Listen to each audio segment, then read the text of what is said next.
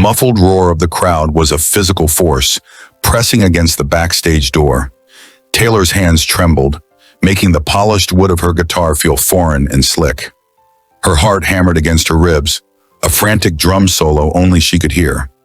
A storm of negative possibilities flooded her mind. What if she forgot the lyrics to the song she wrote herself?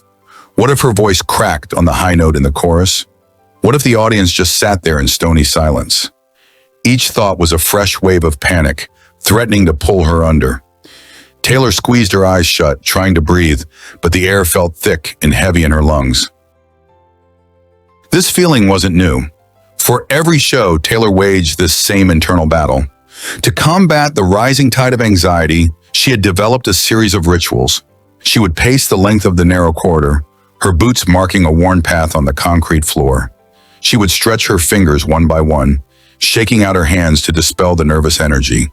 Then came the vocal warm-ups, scales and exercises that served the dual purpose of preparing her voice and regulating her breathing. Taylor went through the motions now, but the rituals felt hollow. The fear remained, a persistent hum beneath the surface, reminding her that confidence was a fragile thing. Just as the urge to turn and run became almost overwhelming, a new thought cut through the mental chaos, clear as a bell. So what? The question, unbidden, came from a deeper, calmer part of herself. What is the absolute worst thing that could happen out there? Taylor stopped pacing and leaned against the cool wall. She could make a mistake. She could forget a word or hit a wrong chord. And then what? The answer came just as clearly.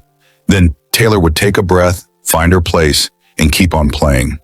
The song wouldn't end. Her love for the music wouldn't vanish.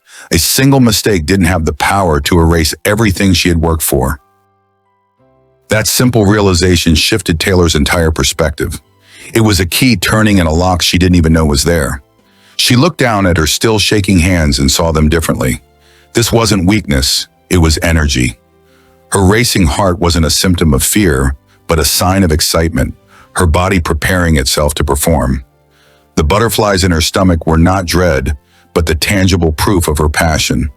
Taylor understood that if she felt nothing before a show, it would mean she didn't care. This intense, nerve-rattling sensation was the price of deep dedication, and suddenly it felt like a price worth paying. It was her body's anthem.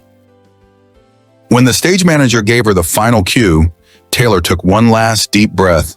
She walked from the dim hallway into the blaze of the stage lights. The roar of the crowd became a welcoming sound, a wave of energy that she could meet with her own. The familiar hum of nerves was still there, but it was no longer an enemy. It was a companion, a constant reminder of how much this moment, this song, this connection with the audience mattered. Taylor stepped up to the microphone, a genuine smile on her face. She looked out at the sea of faces, and as she struck the first chord, the fear was transformed completely into fuel for her fire.